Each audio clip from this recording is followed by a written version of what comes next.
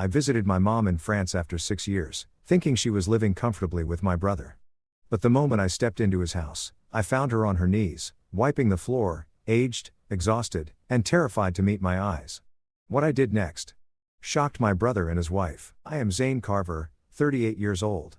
I've just finished an important meeting and successfully signed a contract with my company's largest European partner in Copenhagen, Denmark. 10 grueling days of work have finally paid off. Adrenaline is still coursing through my veins. According to the original schedule, I was supposed to fly straight back to Boston tonight. But as I watched the snow falling outside the glass corridor, the rush of triumph suddenly quieted. I remembered how many times I'd promised to visit Mom, only to let work sweep me away again. I decided to stay 2 extra days and go see her. My mother, Ruth Carver, the kindest woman I've ever known, now lives in Lyon, France with my younger brother, Kendrick. It's been 6 whole years since I last saw her. 6 long years since she decided to move to France to settle with Kendrick and help him take care of his family. I still remember vividly the day she left Boston. The tight hug that left me choking back tears. But work swallowed me up and I told myself she was doing fine over there. This visit I didn't tell her in advance. I wanted to surprise her. I quietly booked a flight from Copenhagen to Lyon and bought a small gift she'd love. A soft wool scarf in pale blue. Just like the one she knitted for me when I was little. I imagined the moment she'd see me, her eyes lighting up, then pulling me into a big tight hug. The thought made me smile to myself while waiting at the airport. The flight lasted a little over 3 hours. When I arrived, Lyon greeted me with the crisp chill of autumn, and I quickly took a taxi to Kendrick's house. The house is on the outskirts of Lyon, a small 2-story apartment with a tiny garden. I stood in front of the door, heart pounding. I rang the bell and waited. Quite a while. Finally, hurried footsteps approached and the door opened. There was Kendrick. And in that moment, his reaction was utterly strange. He didn't look happy or excited to see his big brother at all. Instead, his face went pale. His eyes darted away as if he'd seen a ghost in broad daylight. Then, he forced an awkward, lopsided smile, the kind I instantly knew was fake. "Zane, bro, what are you doing here? Why didn't you tell us you were coming?" His voice trembled slightly, nothing like the cocky little brother I used to know. I laughed and clapped him on the shoulder. "Surprise, right? I just finished a business trip in Denmark and thought I'd swing by to see you and Mom. What's wrong? Not going to invite your brother inside?" Kendrick blinked rapidly, then nodded vigorously and opened the door wider. "Yeah, come in. Come in. I was just really shocked, that's all." He led me into the living room and started asking about work and life in Boston, but his eyes kept shifting, never quite meeting mine. His voice was tense, his hands constantly rubbing together as if he were nervous about something. I could clearly sense something was off. He was talking to me, but his mind seemed miles away. "How's work? Big contract, huh?" he asked, staring out the window. I nodded and gave him a brief rundown of the Denmark trip, but my own thoughts were starting to race. Why is he acting like this? Is he hiding something? My heart began beating faster. An uneasy feeling crept in. "Where's Mom?"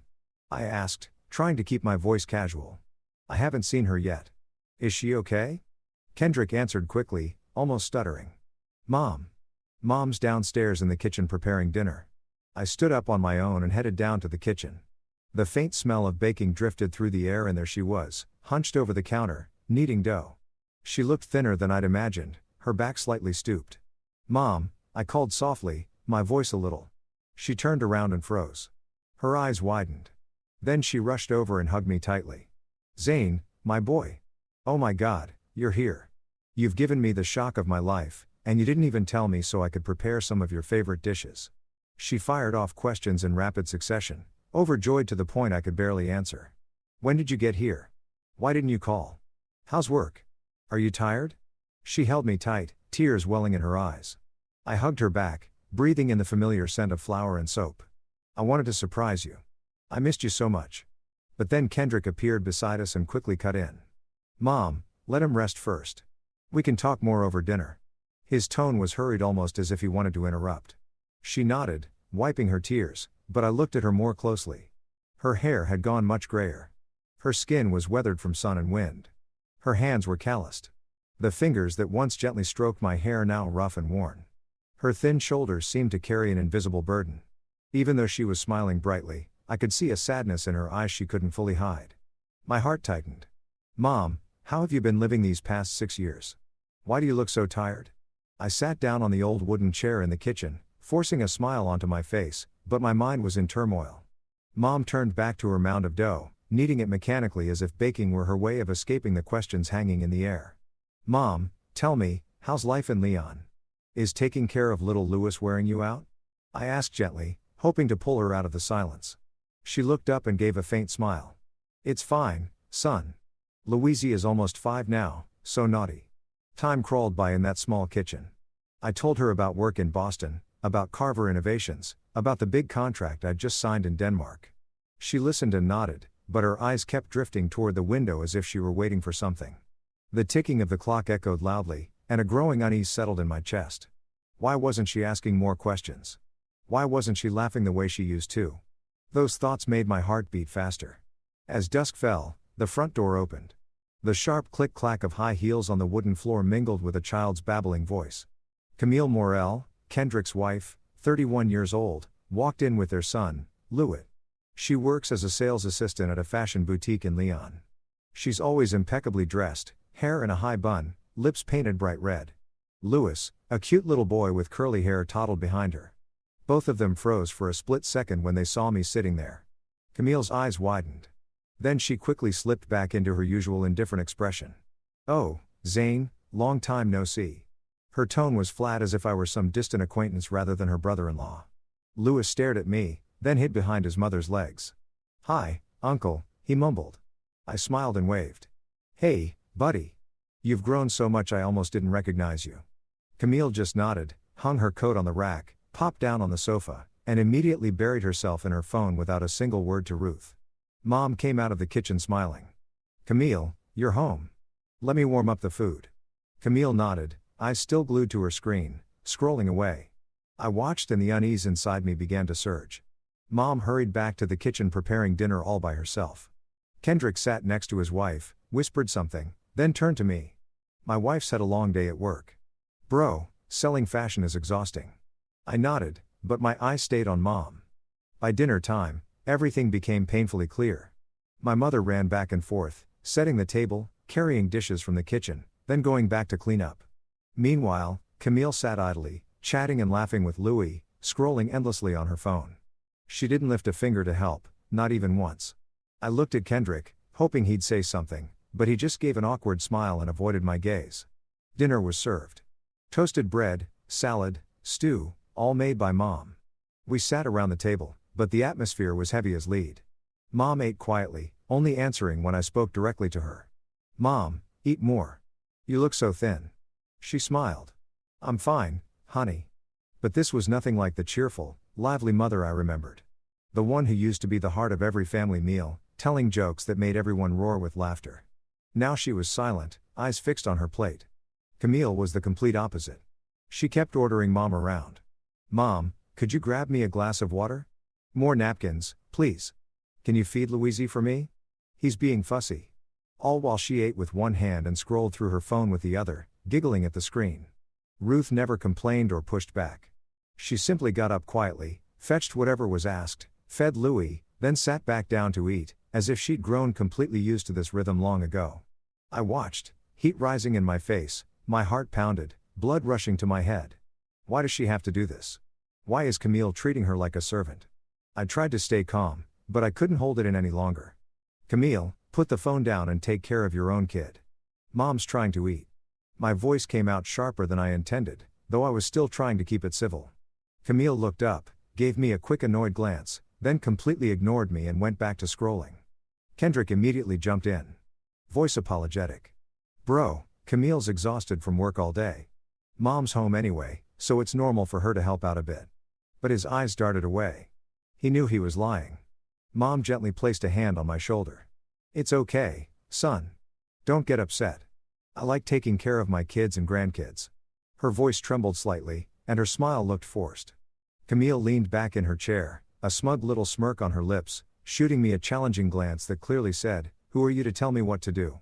I swallowed my anger, forcing myself to stay calm so I wouldn't ruin the family evening. But inside, the unease was roaring. My heart was racing, cold sweat breaking out. Something was seriously wrong here. Does Mom get treated like this every single day? And Kendrick knows and just lets it happen. Dinner ended in silence. I tried to help Mom clean up, but she shook her head. Go rest, honey. Camille stood up, dragged Louis off to bath time, and didn't say, thank you. Kendrick walked me to the door. You're flying back tomorrow, right? He asked, sounding oddly relieved. I nodded, but first hugged Mom goodbye. Take care of yourself, okay? I'll call more often. She held me tight, tears rolling down her cheeks. Safe travels, my boy. Then I left, my steps heavy. I checked into a 5-star hotel near the airport, a spacious suite with a glittering view of the city. But I didn't sleep a wink that night. I lay in bed, eyes wide open, staring at the ceiling. My gut was screaming that something was deeply wrong in Kendrick, Camille, and Mom's household. The images spun in my head. Mom rushing around Camille's smug face. Kendrick avoiding my eyes. Why is Mom doing everything? What happened to the money I send every month? Is she living like a maid? The questions hammered at me, twisting my heart. I sat up, opened my laptop, and checked the transfer history. Regular, not a single payment missing. Yet, Mom looked miserable. Anxiety rising, I made a decision. I'm not flying home tomorrow. I'm staying. I'm going to watch and I'm going to find out the truth. The next morning, I packed my bags as planned, called a taxi, and headed to the airport to fly back to the States. Lyon was chilly, a thin fog blanketing the streets. I sat in the back seat, staring out the window, my heart heavy as lead. Last night's dinner kept replaying in my mind. Mom getting up again and again, Camille scrolling indifferently on her phone, Kendrick rubbing his hands nervously. My pulse raced. Cold sweat broke out despite the car heater. Why do I have to leave now? What if something's really wrong? That thought looped endlessly until I could barely breathe. Halfway to the airport, the unease crashed over me like a wave. I couldn't take it anymore. Stop. Turn around. Back to Lyon. I told the driver urgently. He glanced at me in the rear view mirror and raised an eyebrow. You sure? We're almost at the airport. I nodded frantically, heart pounding. Positive. Take me back to the suburbs near the house I visited yesterday. The taxi turned around. Relief and anxiety mixed inside me. I checked into a small guest house just a few hundred meters from Kendrick's place, hidden behind a row of trees. The room was simple, an old wooden bed, but private enough to watch without being noticed. I dropped my bag, pulled the curtain slightly apart, and stared at the street. My heart had never beaten this fast. What am I doing? Stalking my own brother's family. But my gut screamed, you have too. Mom is suffering and you need proof. I called my assistant in Boston and postponed everything. I need a few more days in France. Don't ask why. Then I sat there waiting, nerves on edge like an amateur detective in a film noir. For the next few days, I watched from a cafe across the street. Every morning at dawn, before the sun was even up, Mom was already awake doing every single household chore from dawn till dusk without a break. I watched her sweep the yard, clean the rooms, wash and hang laundry in the garden, trim the plants, scrub the floors until they shone, cook 3 meals a day, everything alone, never resting. She moved like a machine, backs, slightly bent, calloused hands gripping the broom or pots. My chest itched every time she paused to catch her breath or wipe sweat from her brow. Mom, why do you have to suffer like this? I whispered to myself, tears threatening to spill. Childhood memories flooded back. She used to stay up late and wake early for us, too. But back then, she was smiling, full of energy. Now, she was just a shadow worn down by endless labor. What made my blood boil was Camille's attitude when she came home in the late afternoon. Dressed impeccably from the boutique. She'd walk in, and if anything wasn't perfect, dust on the floor, dinner not ready, laundry still damp, she'd immediately scowl, mouth moving angrily, pointing aggressively at Mom. I couldn't hear the words from afar, but I saw her lips curl in rage, eyes glaring, while Mom simply lowered her head and redid the task without a single complaint. Mom would scrub the floor again, rearrange things, or rush back to the kitchen to fix the food. Meek resigned as if this were normal. And Kendrick, he never once defended her. He'd come home, collapse on the sofa, and let his wife berate and order their own mother around with sharp gestures and muttered words. When Camille pointed and shouted, he'd even put a hand on his wife's shoulder to calm her down instead of standing up for Mom. Watching from a distance, I clenched my fists so hard my nails dug into my palms. Blood roaring in my ears. How could he do this? My own flesh and blood brother, letting our mother be treated like a slave just to keep his wife happy. It was crystal clear. Camille treated Mom like a free maid. Never a thank you, only scowls and silent scolding. And Kendrick, with his stupid, Spineless loyalty to his wife, always took her side with silent nods, as if he feared losing her more than he loved his own mother. Rage and pain twisted inside me. I wanted to storm in, kick the door down, confront them, and drag Mom back to America that very second. That's enough. You're coming with me. I imagined myself shouting, but I held back. I knew Mom would refuse. She always sacrificed herself. Always tried to keep the peace. It would only make things messier. She might even be angry at me. So I waited, watched, the tension building day by day. Every night back at the guest house, I lay awake, haunted by the image of her bowed head. What do I do? How much longer? On the last day before I planned to leave, I decided to sneak closer for one final look at Mom. Night was falling, Lyon street lights glowing dimly. I hid behind a maple tree, heart thumping like a drum. Inside, the kitchen light was on. Through the window, I saw Mom stirring a pot of soup. Her hand trembled. The pot slipped, crashing to the floor with a loud clang. Soup splattered everywhere. Camille, scrolling on the sofa in the living room, jumped up in fury. Her shrill voice cut through the air like a knife. "Oh my God, what are you doing? Useless. Get on your knees and clean every single stain." My heart stopped for a second, blood turning to ice. Mom silently obeyed. She knelt on the floor and began wiping with a rag. When she struggled to stand, Camille marched over and shoved her hard, sending her crashing back down. "You call that clean? Do it again." Mom's eyes filled with tears, hands shaking as she wiped again, her frail body curled up on the floor. Seeing my mother treated like that, rage exploded inside me like a volcano. Blood rushed to my head, ears ringing. I stopped thinking. I slammed the front door open and stormed in. The door banged against the wall, echoing through the house. Both Ruth and Camille froze and whipped around. Camille's face went white as a sheet. She stumbled back, avoiding my eyes. Mom quickly wiped her tears and tried to stand as if nothing had happened, voice trembling. "Zane, you haven't left yet?" I ignored her and strode straight up to Camille, face hard as stone, voice thundering. "You dare lay a hand on my mother? Who the hell do you think you are to push her?" Camille stammered, trying to defend herself. "No, it wasn't like that. She fell on her own. I was just but her pale, guilty face betrayed her." Her eyes darted everywhere. I was burning with fury. I pointed right in her face. "Don't lie. I was watching through the window. I saw everything. You called her useless, made her kneel and clean the floor, then shoved her down." My heart pounded wildly, breath coming in gasps. Hearing the commotion, Kendrick ran downstairs, shocked. "Zane, you're still here?" But instead of asking what happened, he stepped in front of his wife and snapped, "What are you doing? You can't yell at my wife in my house."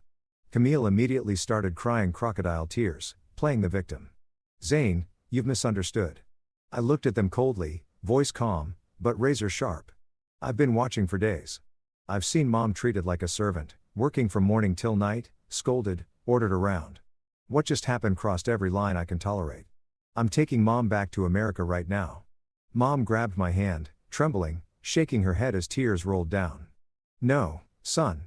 It's not a big deal. I'm used to life here. I want to stay and take care of the kids and grandkids." But I saw the fear in her eyes. Fear of leaving. Fear of breaking the family apart. Not a real desire to stay. I understood everything had gone too far. My heart felt like it was being torn apart. Camille crossed her arms, lifted her chin, and said smugly, "Oh, if you think you can take care of her better, go ahead and take her. Good luck with that." A direct challenge. Faced with her insolence, Kendrick just stood there rubbing his hands awkwardly, looking uncomfortable, but saying nothing. I couldn't stand another second. I took Mom's hand and squeezed it tight. "Let's go, Mom.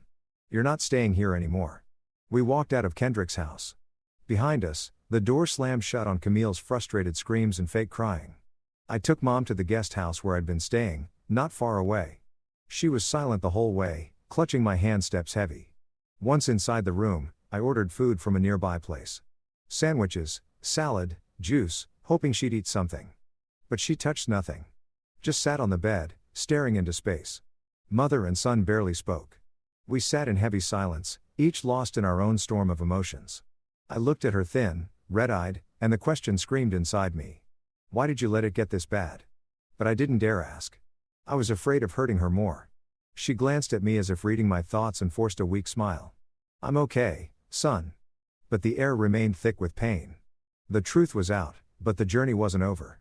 That night, We sat side by side in silence, waiting for dawn. To lighten the mood, I told her about Boston, about the company, but she only nodded, eyes distant. The past 6 years must have been tormenting her. I blamed myself. Why didn't I come sooner? The money I sent Kendrick every month, now I knew something was seriously wrong with it. My heart still raced. Anger still simmering. But now she was here safe. I hugged her and whispered, "From now on, I'll take care of you." She gently squeezed my hand, tears falling softly. The next morning, sunlight filtered through the thin curtains of the little room in Lyon, softly illuminating the space. I woke early and ordered breakfast from a nearby cafe. Fresh baguette, cheese, fruit, and steaming coffee. Mom stirred awake, her eyes still red and swollen, but she managed to smile when she saw me. "My boy, did you sleep well?" she asked, her voice. I shook my head and sat down beside her. We ate breakfast together at the small wooden table, but the air remained heavy. She nibbled on a piece of bread, eyes lowered while I watched her, my heart twisting. "Mom, today I'm taking you back to America with me. You'll live with me, Savannah and little Daisy. Our place in Boston is spacious. You'll be comfortable there." I repeated the offer, my voice firm yet gentle. At first, Ruth refused, shaking her head vigorously. "No, son. I'm used to it here. Kendrick and Camille, they need me. Louis is still so young." Her voice trembled, her eyes avoiding mine, as if she were trying to convince herself. But I wouldn't back down. My heart raced at the thought of her returning to that hellish house. "Mom, I've seen everything. You can't stay there. I won't let you suffer any longer. Come with me. You'll have a better life. I promise." I took her hands, squeezing them tightly, my voice thick with emotion. She was silent for a long time, tears rolling down her cheeks. Finally, she nodded weakly, almost reluctantly. All right, son. I'll go with you." Relief flooded through me, but the unease lingered. Was she agreeing because she was exhausted or because she was afraid? I quickly booked tickets for the afternoon flight to Boston. We packed her few belongings. She had almost nothing, just a handful of old clothes, and headed to the airport. On the way, she was quiet, staring out the taxi window, clutching her purse tightly. I put an arm around her shoulders and whispered, "Everything's going to be okay, Mom." But my own heart was still pounding, anxious about what might still come to light.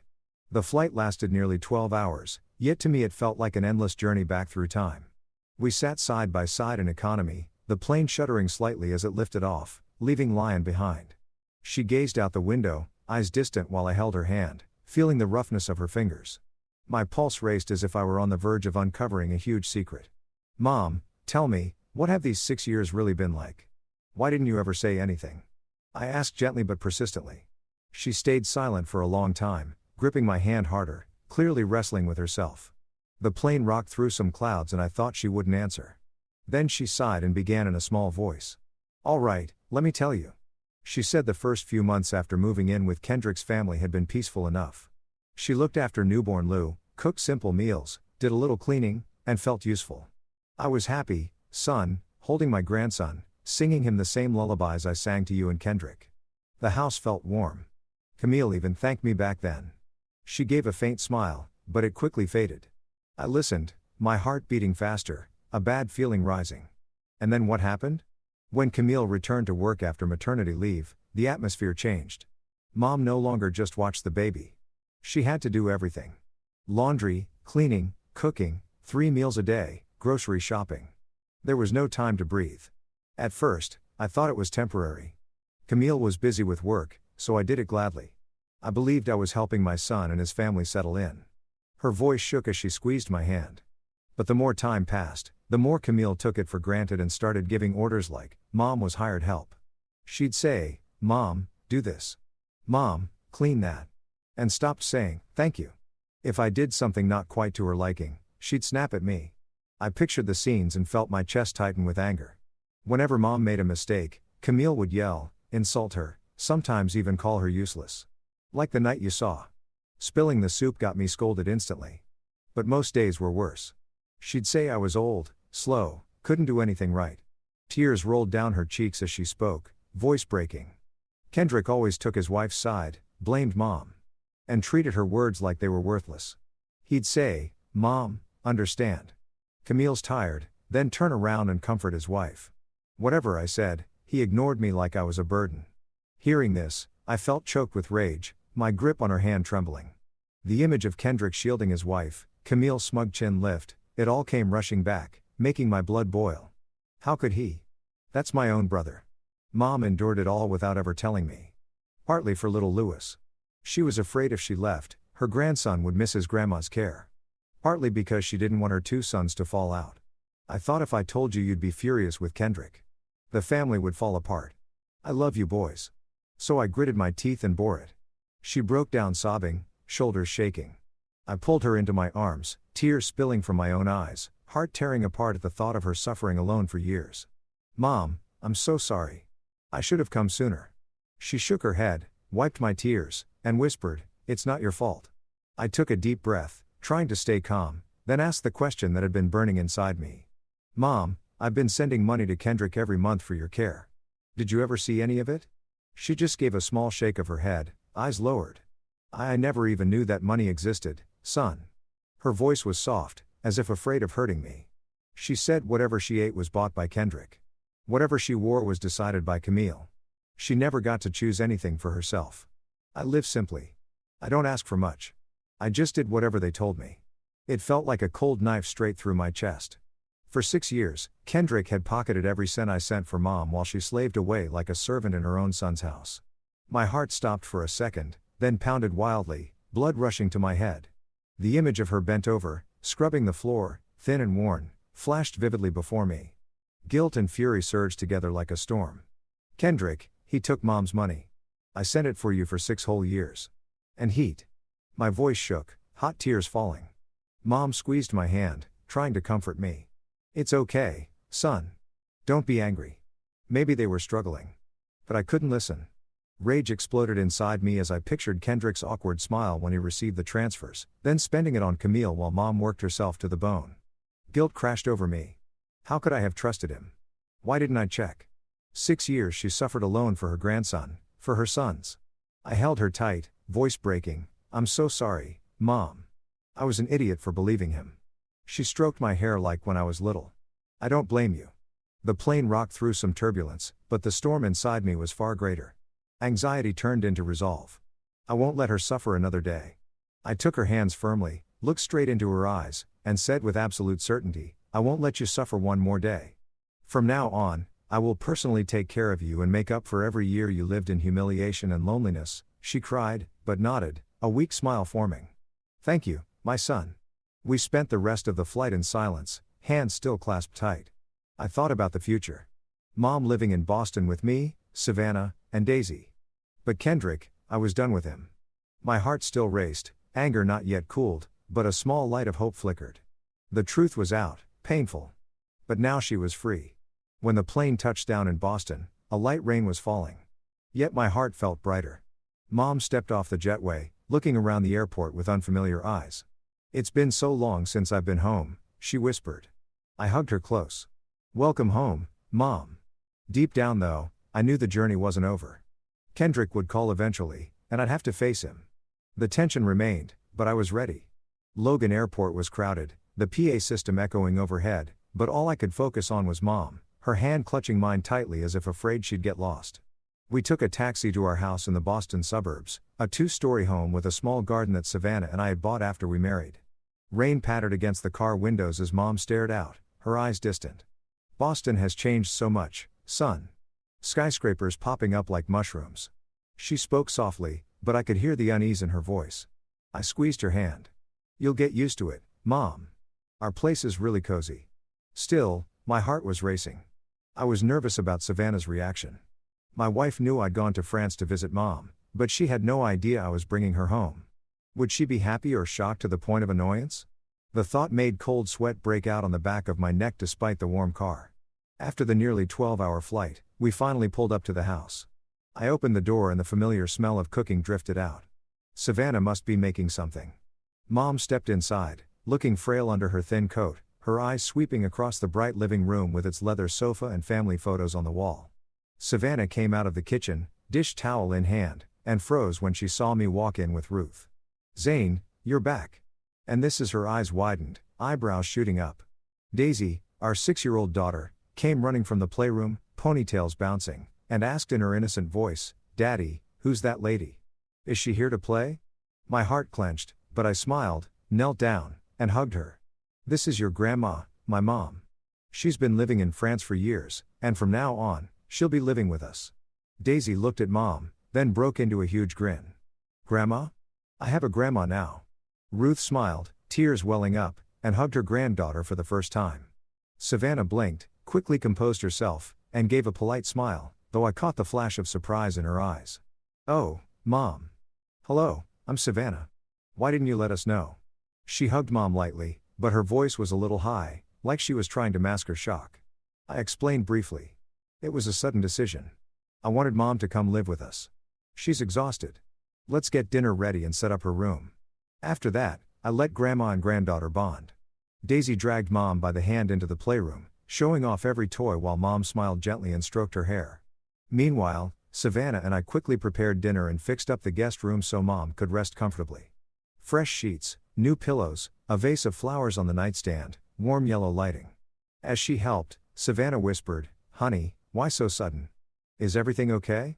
I reassured her. "Everything's fine. Mom just needs us." But my heart was still pounding. I was worried the change was too much for her.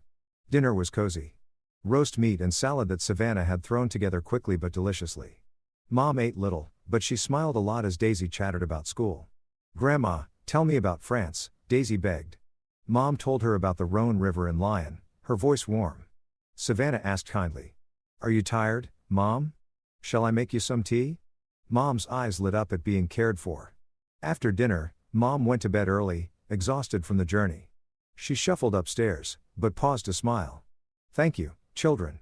I kissed her forehead. "Rest well, Mom." Then I went into my home office, sat down at the desk with cold determination, and opened my laptop. The screen lit up. I logged into my bank account and canceled the monthly transfer I had been automatically sending Kendrick for Mom's care. A few clicks and the money stopped. My heart pounded hard as the memories from the plane flooded back. "He doesn't deserve a cent," I whispered, shutting the laptop. But the tension rose. How would he react? Just a few days later, as I expected, Kendrick called, furious. His name on the screen made my chest tighten. "Zane, why did you cut the money?" I got the bank alert. His voice was shrill with rage. I took a deep breath and answered coldly. "That money was for Mom's care. She's with me now, so you'll have to take care of your own family." He exploded, yelling insults over the phone. "Who do you think you are? Mom was fine here. You stole her and now you cut us off, you selfish bastard." His words cut like knives, but I hung up decisively, ending all contact in the middle of his helpless fury. The phone buzzed a few more times. I ignored it. My heart raced, anger mixed with relief. It's over. At first, everything went smoothly. Savannah was very attentive to Mom, always asking, "Mom, have you eaten breakfast? Want me to make you a smoothie? Or, are your feet tired? Let me massage them."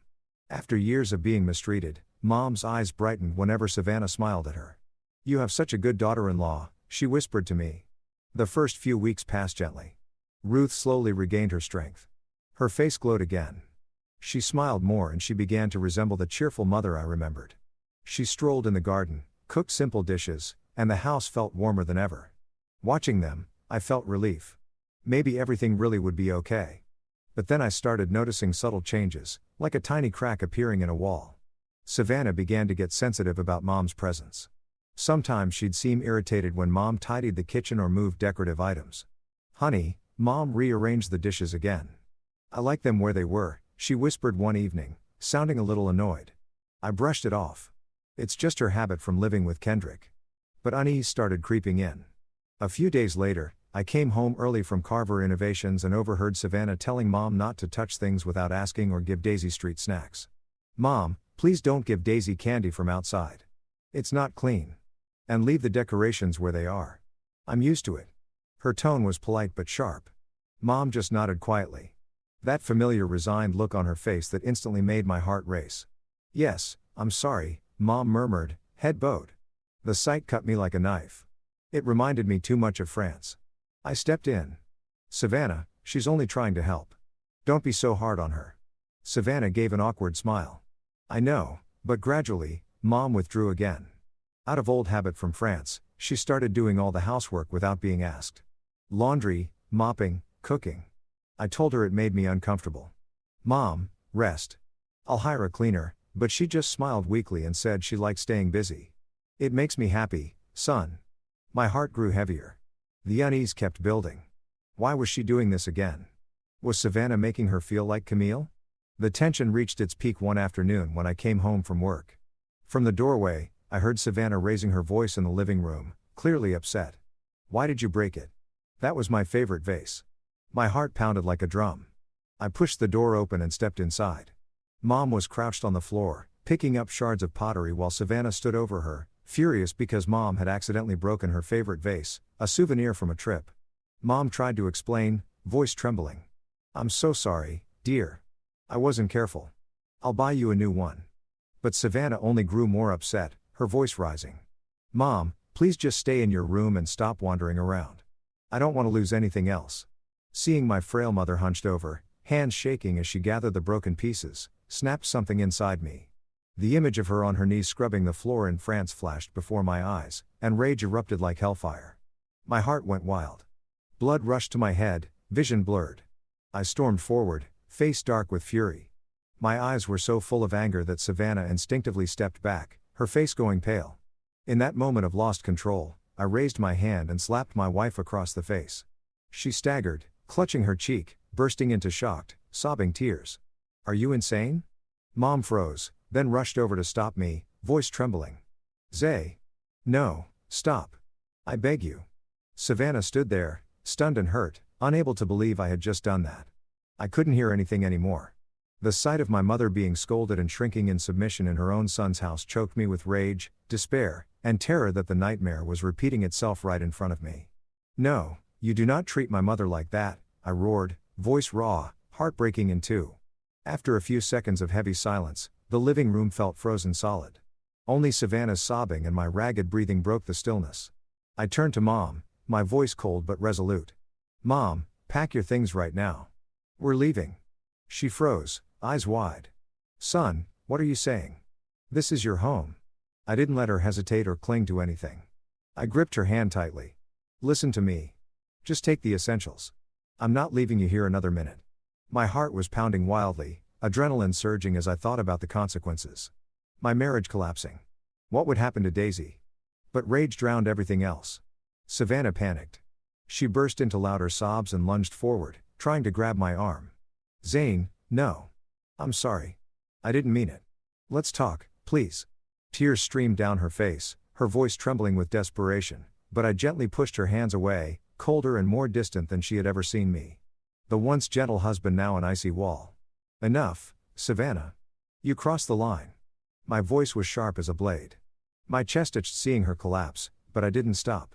Ruth quietly went upstairs, stuffed a few changes of clothes into her old worn bag, eyes red but silent, offering no protest. Daisy came running from the playroom, confused. Daddy, where are you taking Grandma? Why is Mommy crying? I knelt down and hugged her, voice thick. Daddy and Grandma are just going for a little walk. Stay with Mommy, okay? My heart shattered. The tension peaked as I thought about leaving my daughter behind. I led Mom out the door amid the chaos behind us. Savannah sank to the floor in desperate sobs, reaching out. Zane, don't leave me. I only tightened my grip on Mom's shoulder so she wouldn't look back, gently guiding her to the car. The door slammed shut. Savannah's cries echoed outside, but I didn't turn around. My heart thundered, cold sweat soaking my shirt, fear and determination wearing inside me. What am I doing?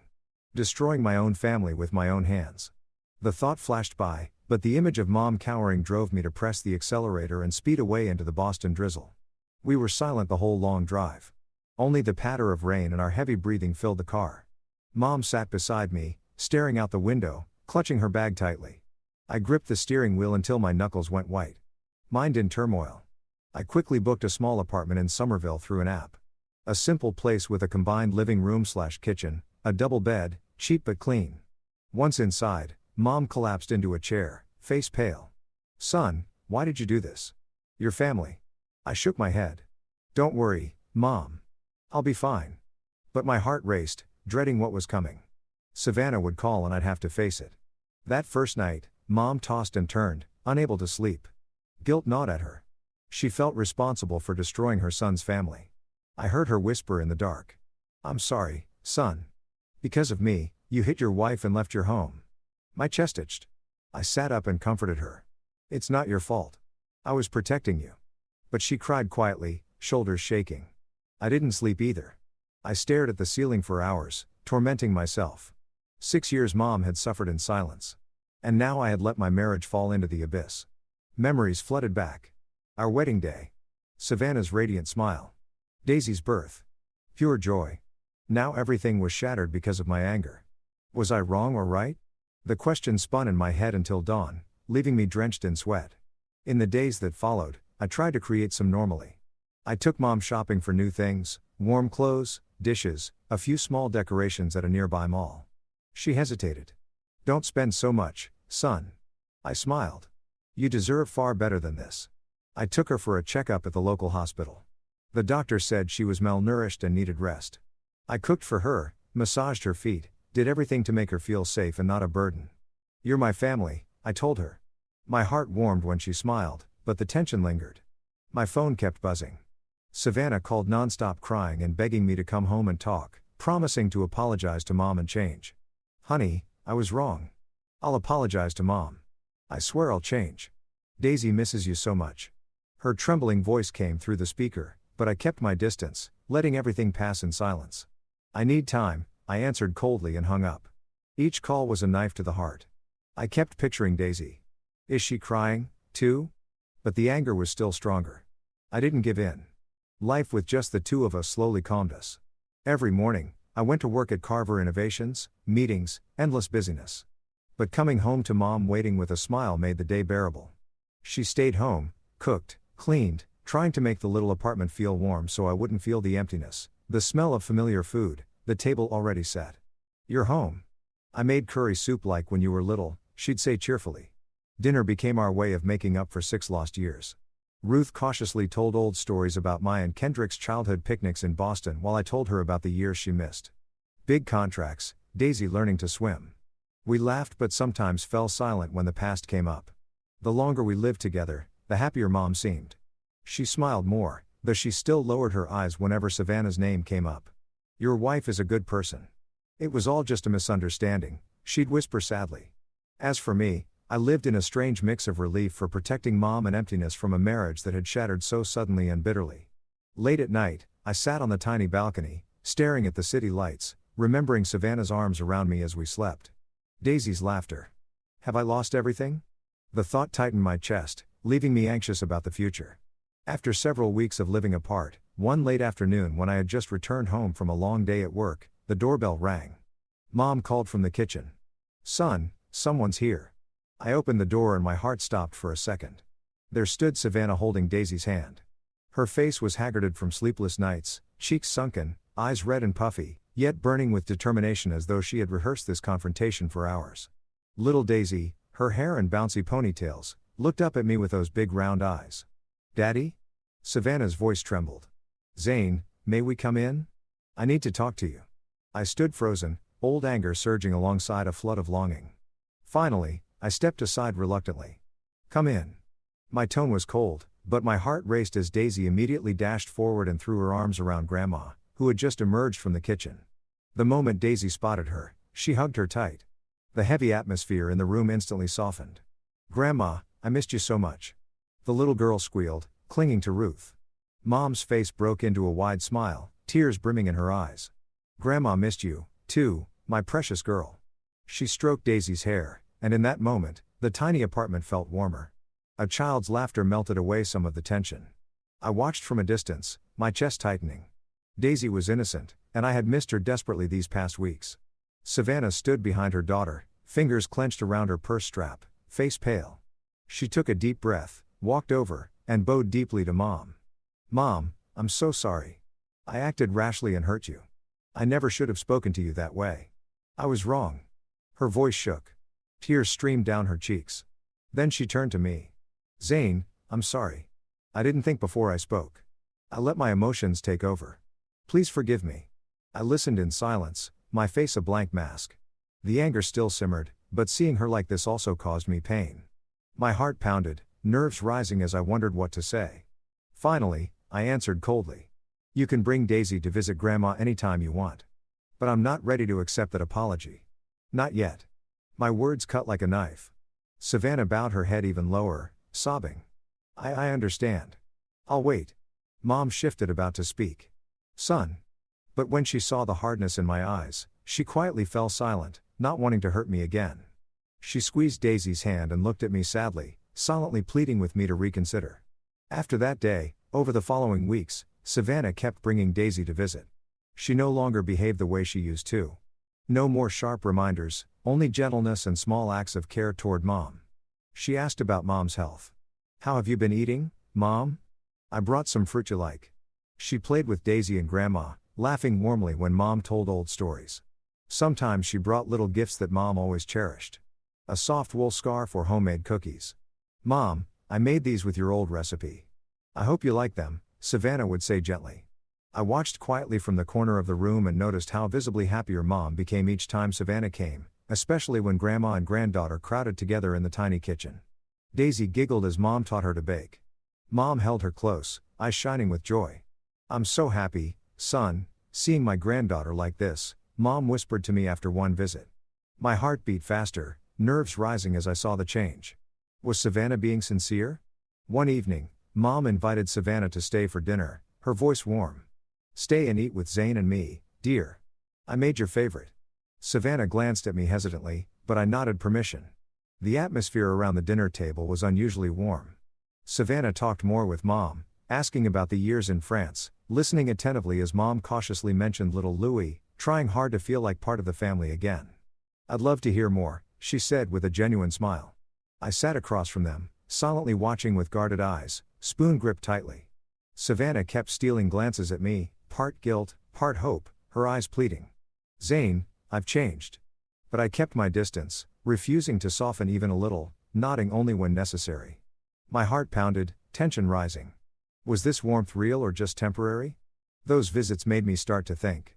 Mom was happier, smiling more whenever Daisy and Savannah came. She told stories, played, and the little apartment felt alive again. I watched Savannah closely. She was patient, attentive to Mom in every small way, pouring her water, helping clear the table, showing no trace of irritation. She's really changed, son, Mom whispered one evening after dinner as we sat talking. I said nothing, staring out the dark window at the twinkling city lights. Mom gently urged me to reconsider. She could clearly feel that Savannah had changed, that she wasn't a bad person, just sometimes clumsy and insensitive. Son, forgiveness is a good thing. Don't let anger destroy your happiness, she said, placing her hand over mine, her voice pleading. This time, I didn't brush her off as I had before. Despite the lingering anger and hurt, something inside me began to waver as I saw Savannah's persistent effort and the smile slowly returning to Mom's face. My heart raced, nerves surging at the possibility of going back. Was it worth it? Could the nightmare repeat itself? I remembered the happy years with Savannah. Our trips together, falling asleep in each other's arms the day Daisy was born. Now she was trying so hard, bringing Daisy every week, apologizing sincerely. Maybe Mom is right. Maybe I should open my heart and forgive, I thought to myself. Those days, the little apartment in Somerville gradually became more familiar. Yet the air still carried a lingering heaviness, as if waiting for a storm to break. Mom began to settle in. She'd wake early to brew coffee for me, tell old stories in her warm voice, and I tried to respond with tales from Carver Innovations, new contracts, stressful meetings. But every evening as we sat at the small dining table, I felt the emptiness keenly, no Daisy's bright laughter, no Savannah across from me with her tired smile after a long day. Mom noticed. She gently advised. Son, life isn't always perfect, but family is about forgiveness. I nodded. Yet my heart remained tangled, anxious about what might come next. Kendrick stayed silent from across the ocean.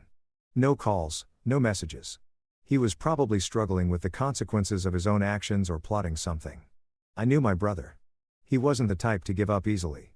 One chilly weekend afternoon in Boston with golden leaves drifting past the window. I was sitting in the living room reading the paper while Mom knitted quietly in the kitchen. Suddenly, there was frantic knocking at the door. Who is it, son? Mom called, her voice trembling slightly. I stood, walked over, and opened the door. Time froze. Kendrick burst in face ash and eyes bloodshot and collapsed to his knees right in front of Mom as she stepped out of the kitchen. His voice broke. Mom, I'm sorry. Please forgive me. I stood stunned, staring at my brother. Kendrick looked painfully thin. Clothes wrinkled as if he hadn't changed in days, eyes hollow. The old arrogance, the forced smiles, the evasive glances when I had visited Lion was completely gone. All that remained was a broken man crushed by life. He clutched Mom's legs, tears streaming down his face, voice shaking. "Mom, everything fell apart the day you left France. I lost my job. They fired me for lack of focus. Debts piled up from loans Camille forced me to take. The bank foreclosed on the house. We had to move into a cheap motel. And Camille, she filed for divorce, took Louis, and left, calling me useless, saying I couldn't provide for the family." He looked up at Mom, voice cracking. "I nearly broke down completely, Mom. I've lost everything. The only thing I want now is your forgiveness and my brother's help. Zane, please help me." Mom's eyes filled with tears. Maternal instinct made her reach out instantly, hands trembling. "My boy, stand up." But when she caught my hard, angry, disappointed stare, she froze, hand pulling back, afraid to act too quickly.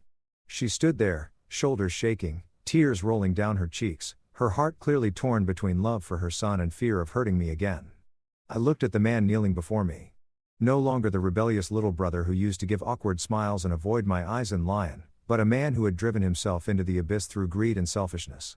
For 6 years, he took the money I sent, spent it on himself, and let Mom live like a servant. And now he came crawling back, begging. My heart pounded, nerves and rage surging together. Should I forgive him or throw him out and let him taste the full consequences? I drew a deep breath and spoke cold and clear. "Kendrick, you're reaping exactly what you sowed with Mom. A man who can't take care of his own mother doesn't deserve anyone else's care. You let her live like a maid, pocketed the money I sent, and now you've lost everything. You deserve it." Kendrick bowed his head lower, sobbing. "You're right, bro. I was wrong. I regret it so much." I declared that I couldn't help someone who had treated our mother like a servant and shown no gratitude, and told him to leave before things got worse. "Get out, Kendrick. I can't help you. Don't come back." Mom immediately stopped me, grabbing my arm tightly, pleading that Kendrick was still my brother, still blood. And if he truly recognized his mistakes, he deserved a chance to stand up again. "Son, he's your brother. Flesh and blood. He's bowed his head already. Give him a chance. Don't let our family fall apart any further." Her voice shook, tears streaming, hand gripping mine, as if terrified that letting go would lose everything. I stood silent for a long moment, watching Mom tremble with fear that the family would shatter once more. The resolve inside me slowly gave way to compassion and respect for her. She had endured 6 years of suffering just to keep her sons from fighting. Now she was begging like this. How could I refuse? My heart raced, nerves rising at the decision. Forgiving Kendrick. Would it be a mistake? Finally, I nodded and said I would give him one single chance, and everything afterward would depend on whether he truly changed. Fine, one chance. But if you don't change, I'm cutting you off forever. Kendrick broke down, sobbing like a child, bowing to Mom in gratitude. Mom, thank you, bro. I won't let you down. Mom, heartbroken yet relieved that her ward son had finally humbled himself, whispered, stand up, my boy. I forgive you. She pulled Kendrick into a tight embrace, tears soaking his shoulder. I stood beside them, watching my mother and brother hold each other, my heart heavy yet calmer. I knew I had done the right thing, protecting Mom while preserving what was left of our family. My pulse still raised, nerves lingering about the future. Would Kendrick really change? Or was this just temporary? After that tear-filled afternoon, I arranged a cheap rental apartment for Kendrick on the outskirts of Boston. A simple place, but enough for him to start rebuilding his life after everything had collapsed. This is where you'll stay for now, I said as I handed him the keys, my voice calm but firm. Kendrick looked around the bare room, eyes read. Thank you, bro. I'll do my best. My heart pounded, nerves rising at the thought that he might fail. If he did, I'd cut him off immediately. Yet seeing him so thin, wearing worn-out clothes, a trace of pity crept in despite the anger still smoldering inside me. Next, I secured him a modest position at Carver Innovations. Stable work, but he'd have to earn everything himself. No more leaning on others. I called HR and placed him in the technical support department. Desk work, basic salary, no special treatment. You start from the bottom. Prove yourself, I told him bluntly on his first day at the office. Kendrick nodded eagerly, eyes lighting up with hope. I'll do well. I promise. I made it clear this was his only chance. If he slipped up or showed ingratitude, I'd take it all back and cut him off for good. Don't think forgiveness comes easy. One mistake and you're on your own. My voice was ice cold, heart racing with tension. Would he get it or repeat the same mistakes? Kendrick bowed his head. I know. I won't let you down. From then on, Kendrick worked quietly and harder than ever, trying to prove his change was real so he wouldn't disappoint Mom or me. From a distance, I observed. He arrived early, stayed late, learned the tech systems quickly, never complained, even though the job wasn't easy. Bro, I finished the report, he'd say weakly, voice humble. Mom beamed when she heard, my boy is improving. But I stayed cautious, checking his records monthly. No signs of slacking, no early salary demands. Maybe he really has changed, I thought. Though I didn't admit it out loud. Memories of Lion still haunted me. Him siding with his wife letting Mom suffer. So I remained on guard. As for Savannah, in the weeks that followed, she visited Mom even more often, talking with a patience and care she had never shown before. She came every week with Daisy and little gifts.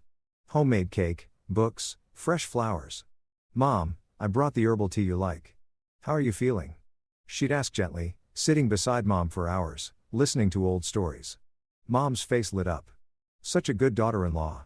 I watched from afar and saw in every gesture that Savannah had truly changed. She listened when Mom spoke, apologized if she misspoke, put family above her own ego. She played with Daisy and Grandma, helped in the kitchen without complaint, even asked Mom's advice on cooking. Teach me your chicken soup recipe, Mom, she'd say with a sincere smile. My heart beat faster, nerves rising as I witnessed the change. Was it genuine or just an act? Behind my cold exterior, I still kept my distance, only nodding and greeting. I knew deep down that my love for Savannah had never died. It had only been buried under disappointment and hurt. On lonely nights, I missed her. The familiar scent of her perfume, her tired smile after work. She's trying every single day, I thought, chest aching. Tension grew as I considered reconciliation. What if it happened again? I hesitated, but Mom kept advising. Son, give your wife a chance.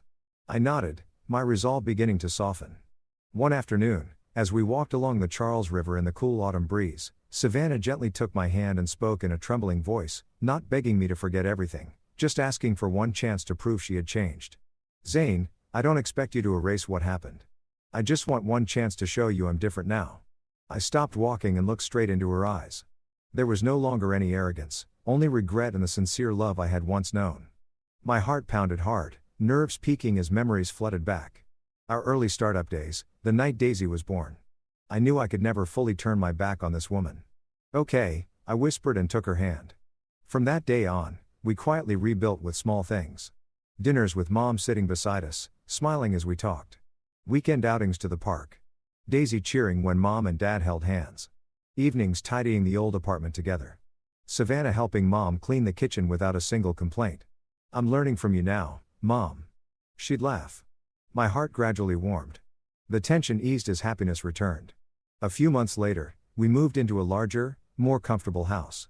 Not extravagant, but warm, where 3 generations could live together in respect and love. It was in Newton with a small backyard, a private room for Mom and space for Daisy to run around. It's a beautiful home, son, Mom said, eyes shining. We moved in, and Savannah hugged her. From now on, you're with us forever, Mom. Kendrick still visited Mom from time to time, bringing a basket of fruit, a new scarf, or just a few kind words. Small but sincere gestures. Mom, I brought fresh oranges, he'd say with a humble smile. Mom hugged him. My good boy. I nodded, tension fading as I saw him stabilizing. Steady job, slowly paying off debts. A year passed and Mom fully recovered, sharp-minded, healthier, her gentle face glowing with smiles every morning. She tended the garden, told Daisy stories, and lived joyfully. Family dinners became the most precious moments, Daisy's laughter as she recounted school adventures, Mom telling us to eat one more bite. Savannah softly talking about her day, and Kendrick's grateful glance at me whenever he visited. Thank you, bro, he'd whisper. My heart was finally at peace, the tension gone. A new, better life had begun. And then that Christmas arrived, warmer than any I had ever known.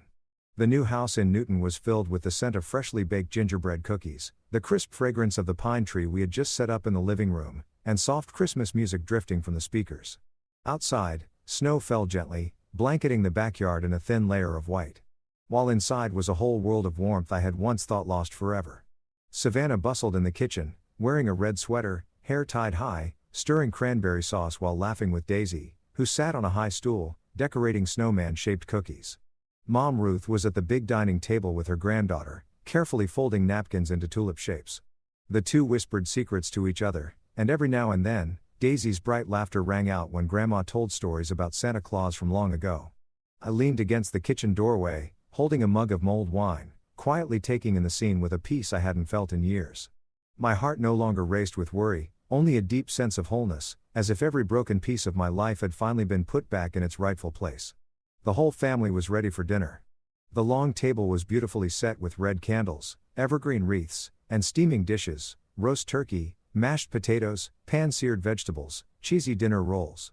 Yet, even though everyone had taken their seats, and Daisy was excitedly holding her fork, we all instinctively glanced toward the front door as if someone were still missing.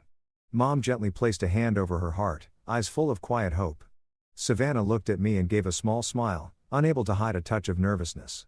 Daisy whispered, "Is Uncle Kendrick coming, Daddy?" I didn't answer right away, just glanced at the clock. I had sent the invitation 2 weeks earlier. No pressure. This was a special day, and if he chose to show up, it would be the final proof of his change. Then the door opened softly but clearly in the expectant silence. Kendrick stepped in, looking far more mature than before. Clean gray sweater, neatly trimmed hair, carrying a bouquet of white lilies and a gift wrapped in red paper. His eyes shone with gratitude and the seriousness of someone who had truly changed.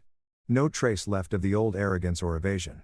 Mom was the first to rise, tears welling up, and she rushed to embrace her youngest son. "Kendrick, you came." Savannah smiled warmly and welcomed him. "Come in. We've all been waiting for you." Daisy ran over and tugged at his hand. "Uncle Kendrick, I've been waiting for you to cut the cake." I stood still for a moment, watching my brother enter our home with humility and sincerity, and felt the full circle of that moment close, like the final piece falling perfectly into place. The Christmas dinner unfolded in a joy I had never dared dream of.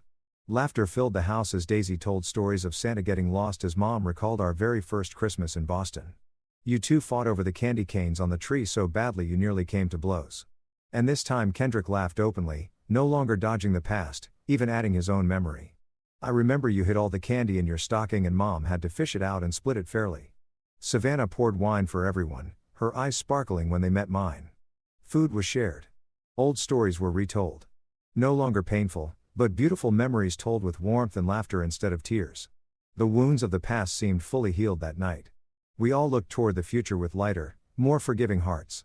I watched Mom beaming as her two sons sat on either side of her, watched Savannah gently serve her food, watched Daisy perched on Kendrick's lap singing Jingle Bells, and I knew we had made it through. When the meal ended, everyone pitched in to clean up. Kendrick stayed to help without being asked. We gathered around the fireplace, listening to the crackle of burning logs, sipping hot chocolate. I quietly looked at everyone. Mom, Savannah, Daisy, and even Kendrick now truly changed and understood the real meaning of family. It isn't about perfection or never making mistakes. It's about the strength to stand up after being hurt, the willingness to make amends, and the courage to give others a chance to become better. The lesson from that turbulent year became clearer than ever. Stand up and protect the ones you love when they are at their weakest, as I did for Mom and Lion. Be strong enough to walk away when silence becomes a wound. As I did the day I took Mom from a house that was no longer a home. And open your heart at the right moment when someone truly wants to change. As I did when I forgave Savannah and gave Kendrick one final chance to become a better man. And if I have one message for anyone reading these words, it is this. Family doesn't survive because of perfection. It survives because of kindness, respect, and the will to change for one another. Everyone makes mistakes. Every relationship bears scars. But as long as we still have the courage to bow our heads and admit fault, the generosity to forgive, and the love to offer one more chance, then family will always be the place we can come home to, no matter how broken it once seemed. That Christmas, beneath the twinkling lights of the tree and the sound of jingle bells playing from the old radio, I hugged Mom, hugged Savannah, hugged Daisy, and for the first time in a very long while, I smiled with no trace of tension left in my heart. A new life had truly begun, and it was more beautiful than I had ever dreamed.